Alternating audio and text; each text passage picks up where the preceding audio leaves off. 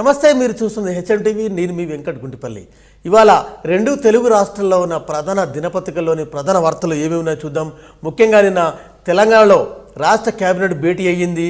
సుదీర్ఘంగా దాదాపు 9 నుంచి 10 గంటల పాటు సుదీర్ఘంగా అనేక అభివృద్ధి అంశాలపై కీలక నిర్ణయాలు తీసుకొని అమలు చేయబోతుంది తెలంగాణ ప్రభుత్వం. ఇకపోతే ఆంధ్రప్రదేశ్లో దేవినేని ఉమామహేశ్వరరావు అరెస్ట్ గొడవ ఇష్యూ అంతా కూడా కొనసాగుతుంది. ముఖ్యంగా ఇవాళ డిబేట్లోకి వెళ్లే ముందు ఒక్కసారి అటు ఆంధ్రప్రదేశ్ ఇటు తెలంగాణలో ఉన్న ప్రధాన ఎడిషన్లలోని ప్రధాన వార్తల హైలైట్ ఒకసారి చూద్దాం.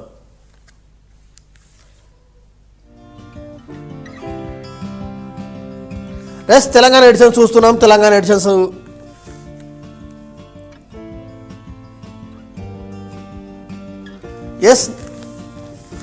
నమస్తే తెలంగాణ చూస్తున్నాం. నమస్తే తెలంగాణలో తెలంగాణ దళిత బంధు పై నిన్న సీరియస్గా కీలక నిర్ణయాలు జరిగాయి. తెలంగాణ దళిత బంధు కోసం 250 కోట్ల నిధులు విడుదల. దళిత బంధు 16 నుంచి అమలు చేయబోతున్నారు.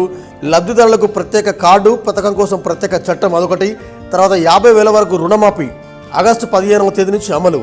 ఇకపోతే వారం లోపల దోబిఘాట్లకు సెలూన్లకు 250 యూనిట్లు ఉచితంగా ఇవ్వాలని తెలంగాణ కేబినెట్ ఒక కీలక నిర్ణయం తీసుకుంది.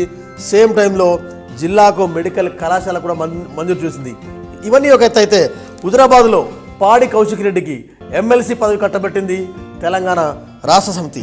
గవర్నర్ కోటాలో ఎంపిక చేస్తూ సిఫారసు కూడా చేయాలని కేబినెట్ ఒక నిర్ణయం తీసుకుంది.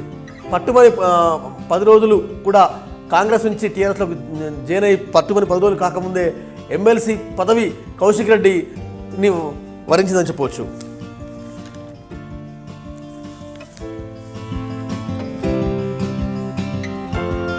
ఆంధ్రజ్యోతి చూస్తున్నాం. ఆంధ్రజ్యోతి దినపత్రికలో మన సింధుకు కాంస్యహారం ఈ అన్ని దినపత్రికలు హైలైట్ చేశాయి, బ్యానర్ చేశాయి. 50,000 లోపు రుణమాఫీ ఈ నెల 15 నుంచి అమలు, నెలాఖరులోగా పూర్తి చేయాలని రాష్ట్ర కేబినెట్ ఒక నిర్ణయం తీసుకుంది. 16 నుంచి దళిత బంధు. కౌశిక్ రెడ్డికి జాక్పాట్. గవర్నర్ కోటాలో ఎమ్మెల్సీగా నామినేట్ చేసిన కేబినెట్ ఆమోదానికి సిఫారసు. హుజరాబాద్ నేతను వరించిన అదృష్టం. పార్టీలో చేరిన 10 రోజుల్లోనే పదవి. స్వల్ప వ్యవధిలోనే ఆ నియోజకవర్గానికి 2 కీలక పదవులు అని ఆంధ్రజ్యోతి హైలైట్ చేసింది. ఇకపోతే సేమ్ టైంలో అదే దినపత్రికలు చూడొచ్చు. ఎమ్మెల్యే సారు రాజీనామా చేయండి, నియోజకవర్గాల్లో పెరుగుతున్న డిమాండ్లు. ఉప ఎన్నిక వస్తే దళిత బంధుతో పాటు నిధులు వస్తాయంటున్న ప్రజలు. కాంగ్రెస్ బీజేపీ నేతల ఆందోళనలు. సోషల్ మీడియాలో ఇవే డిమాండ్లు. టీఆర్ఎస్ ఎమ్మెల్యేలపైనే ఎక్కువ ఒత్తిడి. ఎమ్మెల్యేలకు ఈ వ్యవహారం తలనొప్పిగా మారుతుందంటూ ఆంధ్రజ్యోతి ఒక విశ్లేషణాత్మక కథనం రాసింది.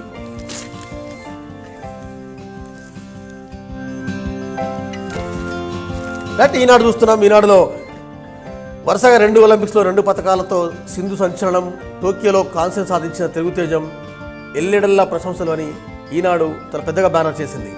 ఇకపోతే 52వ విడత రుణమాఫీ, 50,000 లోపు రైతులకు వర్తింపు అని, 6 లక్షల మందికి లబ్ధి చేకూరే అవకాశం ఉందని కూడా ఈనాడు హైలైట్ చేసింది.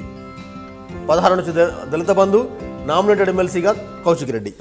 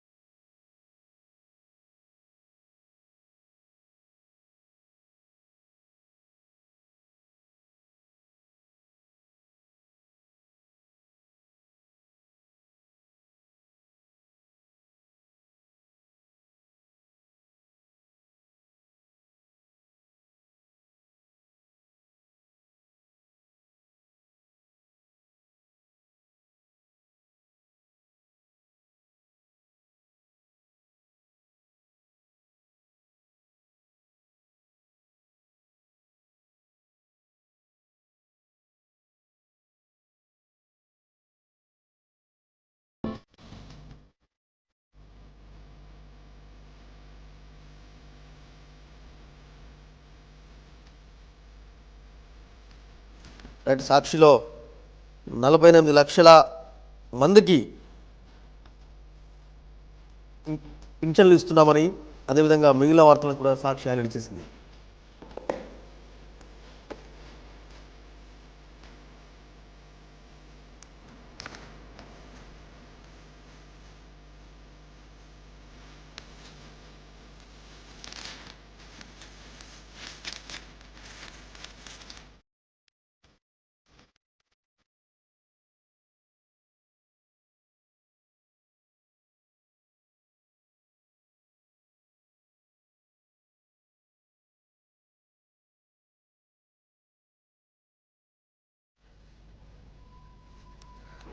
రైట్, ఇప్పటివరకు అటు ఆంధ్రప్రదేశ్ ఇటు తెలంగాణలో ఉన్న ప్రధాన దినపత్రికలోని వివిధ వార్తా హైలైట్ చూసాం.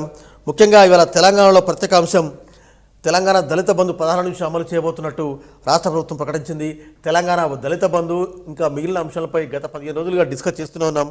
కానీ ఇవాళ నిన్న క్యాబినెట్ సాక్షిగా 50,000 వరకు రుణమాఫీ, అదేవిధంగా వారంలో ఉచిత విద్యుత్, తర్వాత జిల్లాకు మెడికల్ కాలేజీ, పెన్షన్ల ఏజ్ తగ్గింపు, ఇవన్నీ కూడా హుజరాబాద్ ఉప ఎన్నికల నేపథ్యంలోనే వస్తున్నాయా? హుజరాబాద్ నియోజకవర్గానికి కేంద్రంగా పథకాలు, అదేవిధంగా పదవులు, 10 రోజుల్లోనే 2 కీలక పదవులు ఆ నియోజకవర్గానికి వర్తించాయి. ఒక ఎస్సీ కార్పొరేషన్ చైర్మన్, ఒక ఎమ్మెల్సీ. అదేవిధంగా ఉప ఎన్నిక వస్తేనే ఇంత త్వరితగతిన అభివృద్ధి ముందుకు సాగుతుందా అన్న చర్చ అయితే కొనసాగుతుంది.